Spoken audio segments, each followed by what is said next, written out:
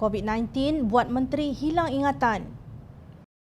Dalam kerancakan kempen pilihan raya kecil di Slim, terdapat juga ceramah yang kelakar tahap malu apa bosku.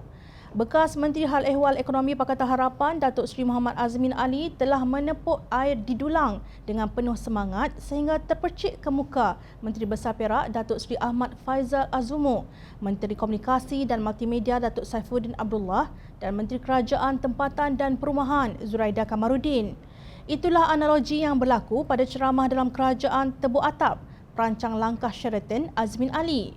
Dalam kegarahannya berceramah itu, Azmin yang kini memegang jawatan sebagai Menteri Kanan Perdagangan Antarabangsa dan Industri, MITI, beliau mengecam Kerajaan Pakatan Harapan yang diterajui Tun Dr. Mahathir Mohamad, mentornya sendiri. Menurut Azmin, ramai rakyat negara ini akan mati dijangkiti COVID-19 jika Pakatan Harapan masih memerintah kerana Lim Guan Eng sebagai Menteri Kewangan enggan mengeluarkan peruntukan.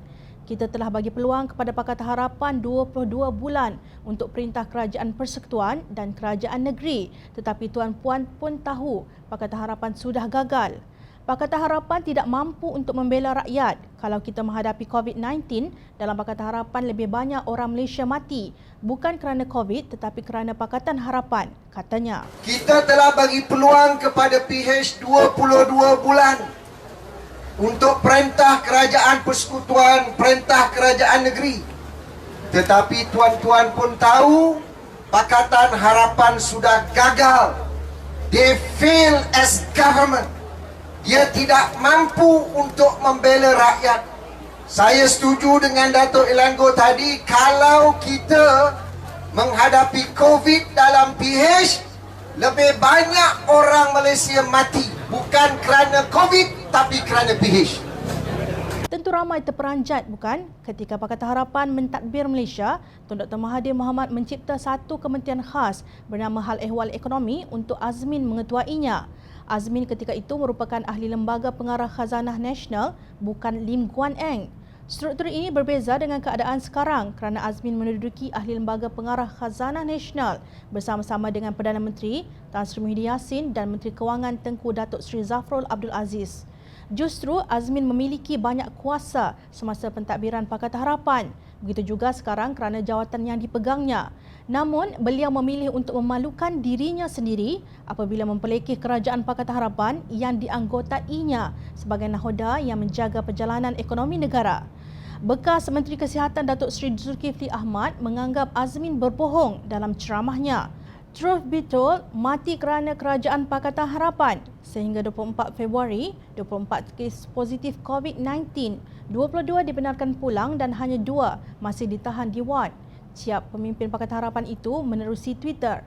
Beliau berkata adalah memalukan Azmin dan Saifuddin tidur walaupun sepatutnya mereka bekerja. Sebaliknya mereka merancang daulah terpendam menerusi langkah Sheraton. Sleeping on the job and indeed state, langkah Sheraton. Shame on you guys, ujarnya. Jom Channel bersetuju penanganan virus COVID-19 amat menakutkan orang ramai kerana ia boleh membunuh. Tetapi hari ini kita mendengar bahawa virus COVID-19 juga boleh membuat menteri yang kononnya bijak menerajui negara hilang ingatan. Hakikatnya mereka yang kini berceramah mengecam Kerajaan Pakatan Harapan telah menggagalkan usaha Kabinet Tun Dr. Mahathir yang ikhlas mahu memulihkan ekonomi negara. Untuk rekod, Bank Negara Malaysia mengumumkan bahawa keluaran domestik negara kasar KDNK suku kedua 2020 menguncup sebanyak 17.1%. Negara yang ditadbir oleh gerombolan Tebuk Atap kalah dengan Singapura yang mengalami penguncupan 13.2% dan Indonesia yang menghadapi pengecutan 5.3%. Hakikatnya, KDNK pada suku kedua 2020 turun sebanyak 59.6 bilion ringgit perbandingan tahun ke tahun dengan suku kedua 2019 dalam era Pakatan Harapan. Tukaran wang asing juga masih lemah iaitu RM4.18 bagi setiap $1 Amerika. Pada tahun 2019 ketika kerajaan dikuasai Pakatan Harapan, kadar purata bagi setiap $1 Amerika ialah RM4.13. Nah, kerajaan manakah yang gagal? Satu dunia mentertawakan kita.